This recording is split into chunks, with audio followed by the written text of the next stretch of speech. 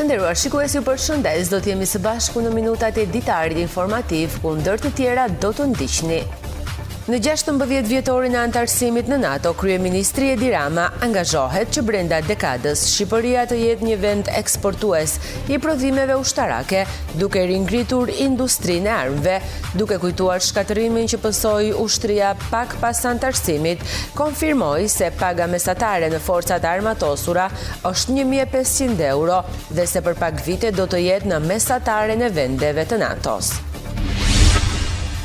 Në bashkinë Tepelen, mbi 200 subjekte rezultojnë debitor ndaj njësisë së tatim taksave. Autoritetet vendore apelojnë për shlyerjen e detyrimeve, pasi vonesat shoqërohen me penalitete financiare.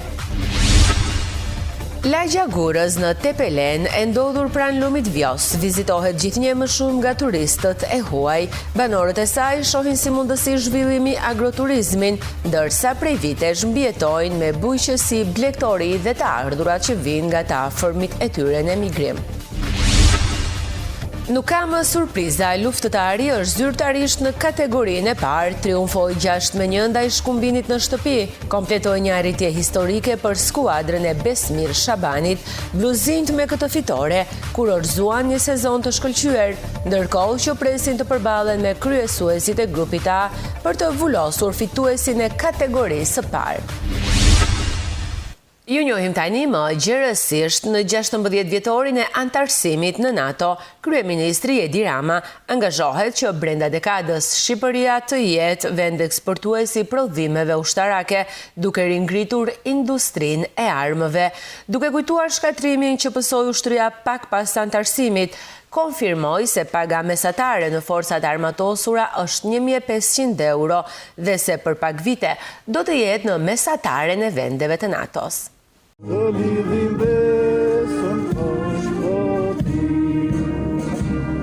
Kryeministri Edi Rama garantoi se brenda kësaj dekade Shqipëria do të jetë një vend eksportues i prodhimeve ushtarake, duke rijetëzuar industrinë e shkatëruar. Nga ceremonia e 16 vjetorit të antarësimit të vendit në aleancën më të madhe dhe më të fuqishme ushtarake në botë, në NATO, ai kërkoi partneritet me kompanitë prestigjioze të prodhimit të armëve. Ne do të jemi një vend eksportues i prodhimeve ushtarake brenda kësaj dekade. Ky është qëllimi. Ministri i Mbrojtjes Piro Vengu tha se Shqipëria është 100% e linjëzuar me politikën e Bashkimit Evropian në fushën e sigurisë të mbrojtjes dhe është faktor paqe dhe stabiliteti në rajon. Linjëzimi ynë me BE-n që nuk vjen vetëm me fjalë, por me vepra, në rafshin e angazhimit ushtarak, këtë vit 500 ushtarak shqiptar do të gjenden në misione jashtë vendit. Transformim në rafshin operacional në gjithë spektrin e forcave të luftimit, siç patëm mundësinë ta dëshmonim sot. Kryeministri Rama, ndërsa ishte pjesë e demonstrimit fizik të njësive elit të forcave të armatosura, tha se në pak vite, paga mesatare e tyre që tashmë është 1.500 euro, do të jetë në nivelet e pagave të vendeve anëtare të NATO-s. Të shfrytëzojmë industrinë e mbrojtjes edhe për të krijuar një bazë tërheqëse për vajza dhe djemë të talentuar, të specializuar, profesionistë që jo vetëm të mos largohen nga vendi, por dhe të kthehen nga jashtë. Duke konsideruar prestigj dhe nder shërbimin e forcat armatosura, kryeministri adresoi një ftesë të posaçme për të rinjtë e talentuar të afrohen në fushën e mbrojtjes.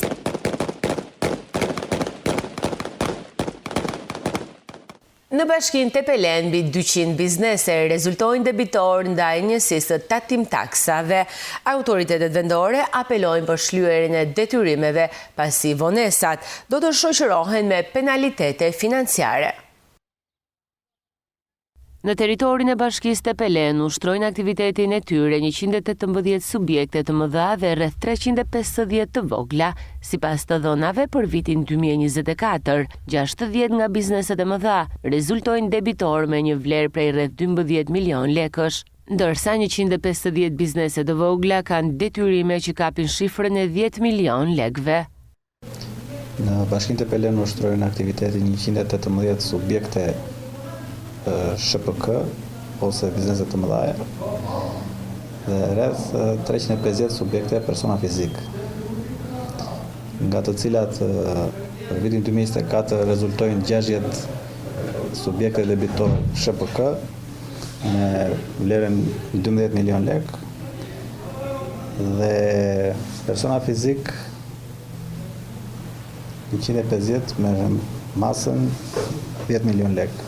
Nga sektori tatim taksave në këtë bashki apelohet për shlyerjen e pagesave pasi detyrimet në kohë vonese shtohen me kamat. Tani me fillimin e vitit 2025 kemi filluar njoftimet e detyrimeve për gjitha subjektet dhe për detyrimet e prapambetura. Ju bëjmë apel subjekteve të shlyejnë detyrimet e prapambetura pasi detyrimet e prapambetura vazhdojnë me kamat vonesa. Drejtoria e tatim taksave të Bashkisë Tepelen thekson rëndësinë e ndërgjegjësimit për pagesat si një detyrim ligjor, por edhe si një kontribut për funksionimin e shërbimeve publike. Zona e Këlqyrës është një thesar natyror e kulturor që çdo vit tërheq një numër në rritje turistësh. Sipas Eglantina Zeqirit, specialiste e turizmit, ka patur një rritje të konsiderueshme të frekuentimit të vizitorëve me një shtim prej 25%, krahasuar me të njëjtën periudhë të vitit të kaluar. Zona e Këlqyrës është e njohur për bukuritë e saj natyrore, historike dhe kulturore. Ajo ofron atraksione të shumta që e kanë bërë këtë vend shumë të pëlqyer për të vizituar nga vendasit dhe të huajt. Specialistja e turizmit për Këlqyrën, Eglantina Zeqiri, e veçon disa prej atraksioneve më të frekuentuara gjatë këtyre 3 muajve. Do të veçoja Sarajet e Alibej i Këlqyrës, Qyteza e Kuqarit, Teqeja e Sukës, Shpella e Petranikut, Guri i Gjatë, Kisha e Shënmaris, Kisha e Qelovës, Fshati i Vjetër Gur dhe Mali Trebeshin. Zeqiri thekson se ka një bashkëpunim të ngushtë mes operatorëve të turizmit dhe banorëve të zonës, gjithmonë në shërbim të zhvillimit të turizmit. Se çdo guid duhet të ketë një operator për të garantuar një turizëm të sigurt dhe me standarde. Banorët e Këlqyrës janë treguar gjithmonë të gatshëm për të shprehur vlerat kulturore, traditat e tyre, mikpritjen dhe mbi të gjitha vlerat që i karakterizon për autenticitetin e qytetit Këlqyr. U bë një apel të gjithë vizitorëve të huaj dhe vendas, të cilët të jenë të shoqëruar nga operator të guidave turistike. Në 3 muajt e parë të këtij viti ka një tendencë rritje të frekuentimit të vizitorëve në qytetin e Këlqyrës dhe rrethinat e tij, me një rritje prej 25% krahasuar me vitin e kaluar. Kisha e fshatit Rumanza në bashkinë e Finiqit ka një strukturë dhe emër të veçantë. Ajo mirëmbahet nga banorët dhe pret shumë vizitorë kureshtar. E ndërtuar me një kodër dhe e rrethuar me një natyrë magjepse, Kisha e Shën Marku në Rumanza të Finikit prete për të sjellë vizitorë dhe kureshtar gjatë viteve të fundit. Me një strukturë të veçantë dhe me një emër shenjtori që shumë rrallë jasim në zonën e minoritetit etnik grek, ky objekt kulti ndjen vazhdimisht dorën e ngrohtë dhe kujdesin e banorëve, sidomos të familjes Kurti. Kryetari i Këshillit të Kishës zot Thodori Kurti, duke folur për televizionin publik, shpreh lidhje shpirtërore të familjes tij me shenjtorin e fshatit. Kjo kishë në fakt është mbi 2 shekuj. Është rënuar dhe është restauruar nga një plak këtu i fshatit i quajtur Hristo Mitropolo, i cili e ka mbajtur në kujdesjen e tij kishën Gjeri Savdiq. Ai ka vdekur rreth 1950-s. Mbas 10-15 vjet që ekzistonte kjo kishë, në 65-ën është prishur nga sistemi i ahershëm që ishin të asaj kulture, të asaj natyre, të asaj iniciative që kishin përgjithë Shqipërinë. Pastaj është rindërtuar pas viteve 90. Mbas u prish sistemi, kemi paranisjen që u ndërtua kjo kishë ishin nënat tona. Vinin nënat tona këtu, në ato kohë, rreth 90-s edhe me pas, këtu nuk ishte asgjë, ishte mbyllur me pyll, me cfaka. Por ato, plakat, na thoshin që a ka mundësi që të rindërtohej Shën Markua. Unë kur erdha një ditës bashkë me nënën time, atë premtim më tha, sikur do që e lumtur, sikur të rindërtohi. Edhe unë i kam thënë nënës që do të ndërtojmë. E kam mbajtur fjalën dhe isha i pari që me përpjekjet e mia kam arritur gjë në këtë gjendje që kisha sot. Aktualisht, në Romanza ndodhen vetëm 7 banor, por bijtë dhe bijat e fshatit në emigracion kujdesen vazhdimisht për kishën e Shën Markut, si dhe atë të profet Ilias në majën e malit. Lagja Gurës e bashkisë Tepelen e ndodhur pranë lumit Vjos, po vizitohet gjithmonë më shumë nga turistët e huaj. Banorët e saj shohin si mundësi zhvillimi agroturizmin, ndërsa prej vitesh mbijetojnë me bujqësi, blegtori dhe të ardhurat që vinë nga të afërmit e tyre në emigrim. Lagja Gurës në Tepelen e krijuar pothuajse 3 dekada më parë, shtrihet pranë lumit Vjos, në një zonë që bashkon natyrën e ëgër me qetësinë rurale. Banorët janë të lidhur ngushtë me tokën dhe traditën, duke jetuar kryesisht me prodhime vendase, blegtori, ndërsa një pjesë e tyre kanë zgjedhur të emigrojnë. 1-2 familje kanë nga një lop. Kjo u krijua pas viteve 90. U hap vendi këtu, gjithkush zuri nga një nga një vend i ndërtuar me sakrifica dhe ja, jetojmë. Po kjo ka rreth 20 shtëpi. Po neve zakonisht kemi na një copë bache, kemi një lop, edhe lagja është krijuar pas demokracisë. Jemi të gjithë të ardhur në vende, në fshatra të ndryshme të rrethit e Pelenës dhe banojmë këtu. Megjithatë shumica prap kanë ikur, i kanë lënë shtëpit aty. Kanë ikur, jetojnë jashtë shtetit. Është bërë planifikimi për zhvillimin e lagjes së re Gurës, edhe pra atëre ka filluar. Fal pozicionit Buzvjosës, një prej lumejve të fundit e ëgër në Europë, lagja Gurës ka nisur të tërheqë edhe turistë huaj që kërkojnë natyrë të paprekur dhe përvoja autentike. Banorët janë gjithnjë më të ndërgjegjshëm për këtë potencial, duke parë agroturizmin një mundësi të re zhvillimi, por edhe për të qëndruar në vendin e tyre.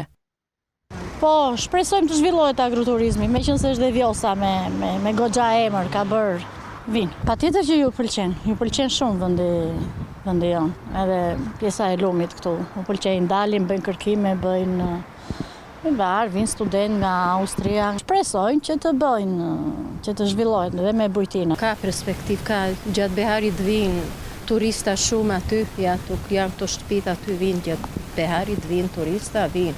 Ka shumë, ka filluar shumë zhvillimi i turizmit aty. Lumi, pamja, klima, bukuria që është aty, se është edhe bukuria, edhe klima shumë e mirë në Tepelen. Ka një perspektiv mjaft të mirë, është bërë dhe pedonalja këteja në mënyrë shkëlqyer, me fjalë lumi Vjosa është mjaft fitim prurës për zhvillimin e turizmit, edhe këto janë të ardhurat. Shpresojmë tani edhe është realitet kjo që turistët vinë këtu sepse ka dhe bukurinë natyrore Vjosa edhe mjaft gjëra të tjera që turistët e vizitojnë. Shpresojnë që me zhvillimin e turizmit dhe mbështetjen e duhur, zona e tyre të marrë më shumë vëmendje dhe të kthehet në një pikë tërheqëse për vizitorët dhe vetë ata që dikur u larguan.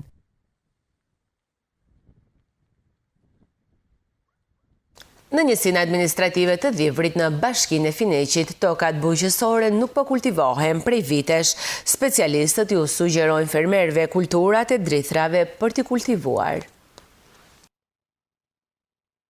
Bashkia e Finikit disponon 8.400 hektar tokë bujqësore, për të cilave 1.200 ndodhen në njësinë administrative të Dhivrit. Një zonë kjo, kryesisht malore, por edhe me fshatra më fushor, që kanë një lartësi deri në 300 metra mbi nivelin e detit. Gjatë viteve të fundit, tokat bujqësore në njësi administrative nuk po mbyllen.